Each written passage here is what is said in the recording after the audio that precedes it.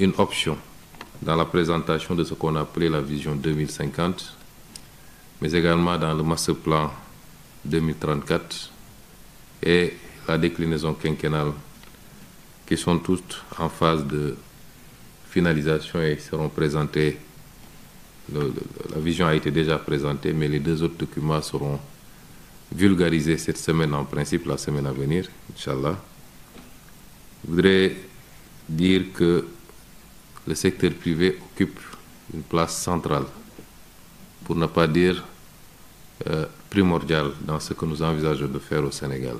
Et j'en veux pour preuve que les 2/3 des investissements attendus doivent découler soit de partenariats publics-privés ou alors d'initiatives strictement privées.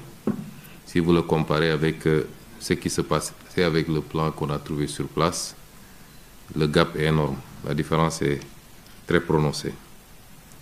Le secteur privé est attendu dans tous les segments, y compris les segments où on n'avait pas l'habitude de le voir, qu'à un certain niveau, notamment la santé, l'éducation.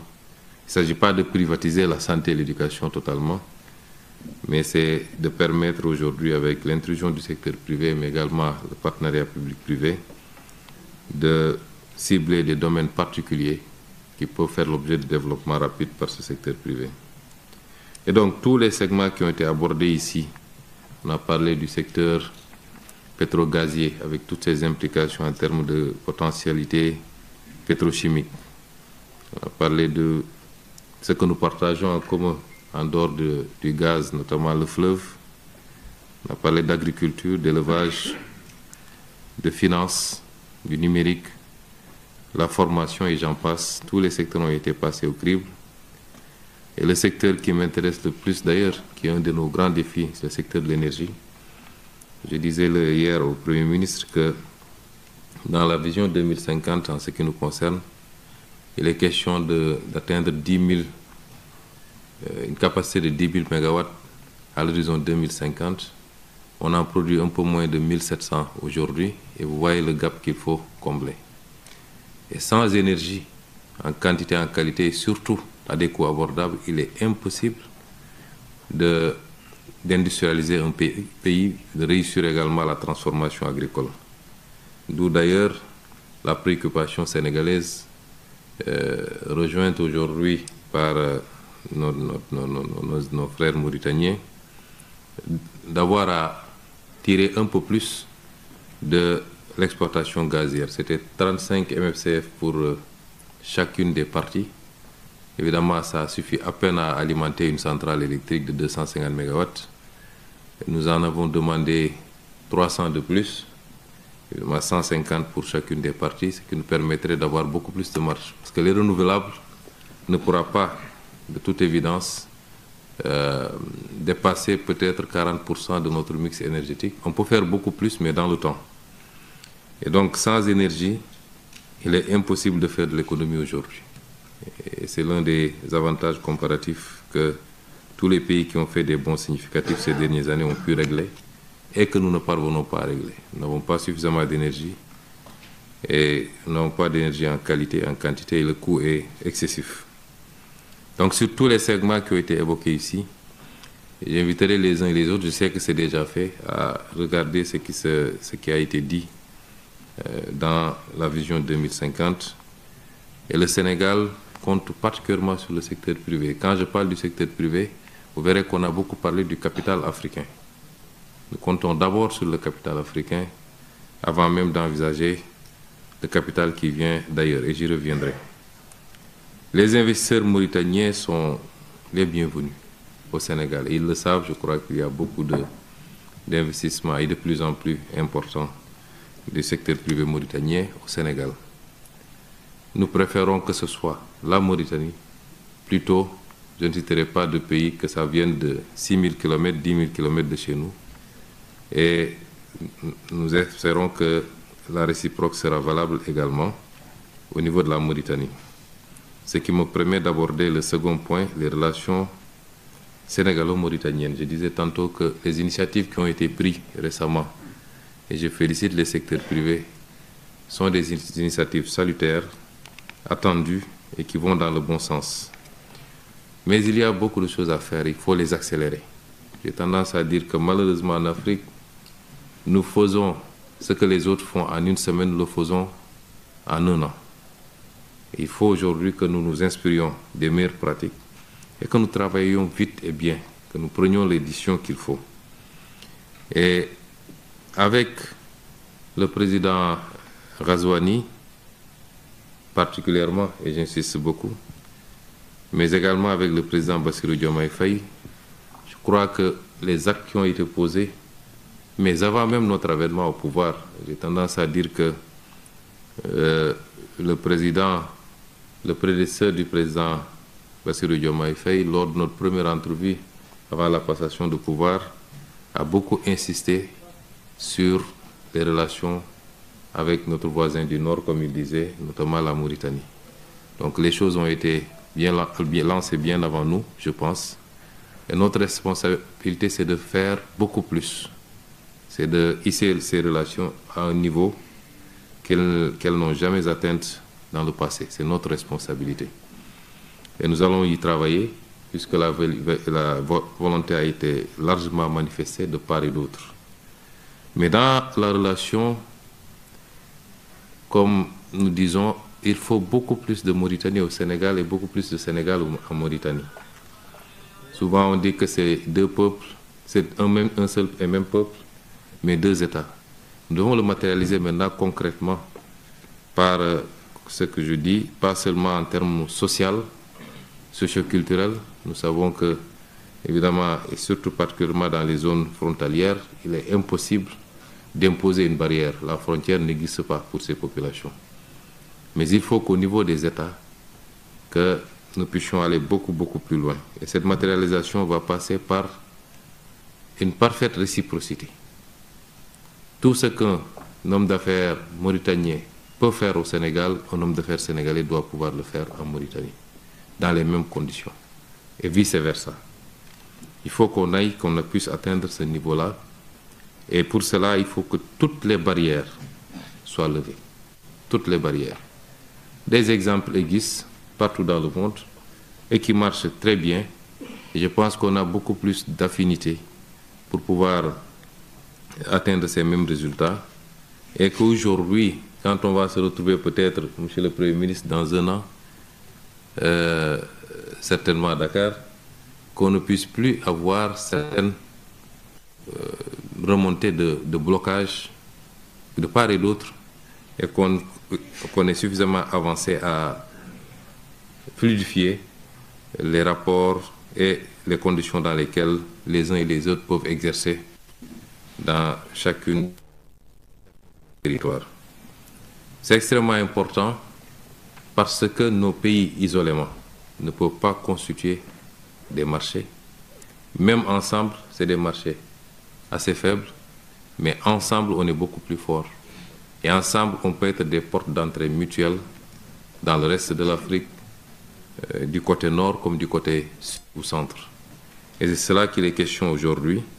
Et nous incitons, nous encourageons tous les hommes d'affaires sénégalais et mauritaniens à aller dans ce sens. Et nous, en tant qu'autorité politique, nous ferons ce qu'il y a à faire. Depuis 2 jours que je suis ici, nous avons eu quand même de longues discussions. Beaucoup de problématiques ont été soulevées ici, les engagements ont été mutuellement pris de faire ce qu'il y a à faire, de travailler rapidement à faciliter les conditions d'exercice. Et ça me permet d'aborder le 3e et dernier point. J'ai parlé du Sénégal, j'ai parlé des relations entre le Sénégal et la Mauritanie. Je ne parlerai pas de la Mauritanie, Monsieur le Premier ministre fera aisément à ma place. Mais quels que soient les cadres que nous allons mettre en place pour que nos secteurs économiques puissent s'épanouir dans l'espace commun que nous allons constituer et dans ce cadre bilatéral que nous voulons le plus fort possible, il faudra également que nos opérateurs économiques puissent être accompagnés et protégés. Parce qu'ils n'ont pas encore les capacités et les épaules qu'il faut pour faire face à la concurrence qui peut venir de très loin quelquefois. Et nous avons besoin de cette concurrence, nous avons besoin de ces capitaux. d'où qu'ils viennent.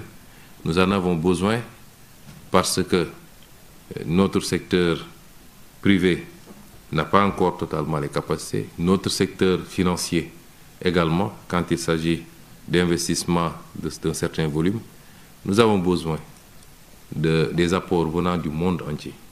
Mais il faut que ça se fasse dans l'intérêt de nos pays et dans l'intérêt également de nos secteurs privés. Les lois sur les contenus locaux, sont extrêmement importantes. Je me réjouis de voir que du côté de la Mauritanie, une loi similaire a été adoptée récemment. Et je rejoins monsieur l'intervenant, en tout cas, qui a dit qu'il faut qu'on aille qu'on aille vers quelque chose de plus compact. Je crois que hier, un accord a été signé, d'ailleurs, entre les ministres, les deux ministres de l'énergie du moins des deux pays, pour aller dans ce sens-là, renforcer le cadre des contenus locaux et peut-être l'annexer un peu au traité d'inusitation dans le cadre de l'exploitation de GTA. Mais on peut aller beaucoup plus loin. Et je ne voudrais pas que ce qu'on est en train de faire dans le cadre de l'exploitation du gaz et dans le cadre de ce que nous partageons avec d'autres pays d'ailleurs, c'est-à-dire l'OMVS, que cela soit des exceptions. Il faut que dans tous les segments, nous puissions avoir le même type de collaboration. La pêche est un secteur, et je remercie encore une fois la Mauritanie pour son ouverture en acceptant toujours d'allouer des quotas aux pêcheurs sénégalais. Et nous en demandons beaucoup plus, Monsieur le Premier ministre, mais nous comprenons les contraintes et les contingences. Et j'en profite toujours pour insister aussi au niveau des opérateurs sénégalais au respect strict de la réglementation du pays d'accueil. Ça, c'est extrêmement important. Aussi bien sur les quotas de prélèvement, les débarquements obligatoires. C'est important également pour faciliter la relation, aussi bien pour les autorités mauritaniennes vis-à-vis de leurs propres contraintes et opinions, que pour nous-mêmes, autorités sénégalaises. Mais il faut que ces modèles réussis, il faut qu'ils soient généralisés à tous les autres segments de l'économie. Et dans ce qui nous concerne au Sénégal, je pense que les opérateurs ici présents peuvent témoigner qu'il y a tout le cadre qui a été mis en place pour faciliter la présence des opérateurs mauritaniens sans contrainte et sans discrimination par rapport aux opérateurs sénégalais, je pense. Mais il faut protéger ces secteurs-là. Les lois sur le contenu local, c'est important. Au Sénégal, on est en train de réfléchir et peut-être qu'on présentera une loi sur le patriotisme économique qui aménagera des exceptions par rapport à un certain nombre de partenaires privilégiés, certainement notamment la Mauritanie, mais il faut protéger nos économies. Nous ne pouvons pas nous ouvrir de manière sauvage. Les plus grandes guerres économiques aujourd'hui entre les grandes puissances sont des guerres économiques au sein de l'OMC parce que chacun protège en réalité à sa façon. Et nous, on vient nous dire que, comme disait l'autre, les Occidentaux ont compris qu'ils n'ont plus rien à gagner dans le protectionnisme, ils l'enlèvent du vocabulaire, mais ils le font autrement. Les quotas aux États-Unis, c'est une forme de protection. Les surtaxes, c'est une forme de protection. Et nous, on nous dit d'ouvrir sauvagement. Il faut aujourd'hui réfléchir sur des mécanismes certes souples, très intelligents, puisque nous avons besoin de capter l'investissement étranger, mais tout en protégeant nos économies locales par le biais des transferts de technologies notamment, mais surtout par l'exigence de joint venture avec les opérateurs locaux. Et beaucoup d'autres aspects qui viendront compléter les lois sur le contenu local. C'est vous dire, messieurs, dames du secteur privé, que nous comptons beaucoup sur votre participation. Avant, on nous avait fait croire que l'État devait tout faire. Des indépendances aux années 80, on s'est rendu compte que ça ne marche pas. On nous a imposé les privatisations, mais conçues, réfléchies pour le capital étranger particulièrement. Aujourd'hui, plus que jamais, nous sommes convaincus que le secteur privé doit porter le développement, mais il doit être le secteur privé d'abord national. Je disais tout le temps que je ne connais pas de pays qui se soit développé sans bourgeoisie nationale forte. Et ça, c'est nos options. Nous mettrons tous les cadres qu'il faut. Et je vois que la Mauritanie fait la même chose. Et dans le cadre de la jonction maintenant des initiatives, nous travaillerons à huiler les mécanismes pour que les secteurs privés de part et d'autre se sentent à l'aise et puissent contribuer à ces efforts de développement. Tout en vous félicitant une dernière fois pour cette initiative, je vous remercie pour votre aimable attention. Merci beaucoup, Excellence, Monsieur le Premier ministre. Donc, on interroge là.